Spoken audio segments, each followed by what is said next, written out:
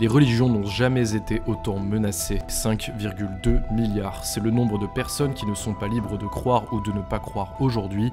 Ce chiffre fou vient du 17e rapport de l'AED, l'aide à l'église en détresse sur la liberté religieuse dans le monde, publié ce 21 octobre. Un rapport unique car il observe sur 2 ans les violences faites envers tous les groupes religieux à travers le monde. Et le constat est alarmant puisque 2 tiers de l'humanité entre 2023 et 2024 vivaient dans un des 62 pays où la liberté religieuse subissait de graves violations.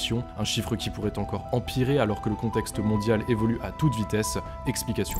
Parmi les tendances de fond qui expliquent cette aggravation, la première et la plus inquiétante est celle des régimes autoritaires qui utilisent toujours plus les religions comme moyen de contrôle de la population. Nicaragua, Chine, Érythrée, Iran, tous cherchent à museler les groupes religieux à travers la création d'églises officielles, tout en chassant les dissidents. Une tendance qui s'accentue notamment avec l'arrivée de l'IA qui a été utilisée dès le début par ces pays pour faire taire les oppositions, notamment les minorités religieuses. Pourtant, si les persécutions augmentent contre tous les groupes religieux depuis 2 ans, ce n'est pas un hasard car un catalyseur a fait exploser les tensions entre les communautés, la guerre en Terre Sainte. Rien qu'en France, les violences contre les musulmans ont augmenté de 28% et celles contre les juifs ont bondi de 1000%. Les terroristes se réarment et recrutent, se nourrissent de ces tensions entre communautés et font particulièrement des ravages dans les pays africains où les gouvernements sont souvent impuissants à lutter contre les djihadistes comme au Congo ou au Nigeria. Si la violence augmente pour tous, ce sont pourtant les femmes et les filles issues des communautés religieuses qui subissent les plus graves persécutions,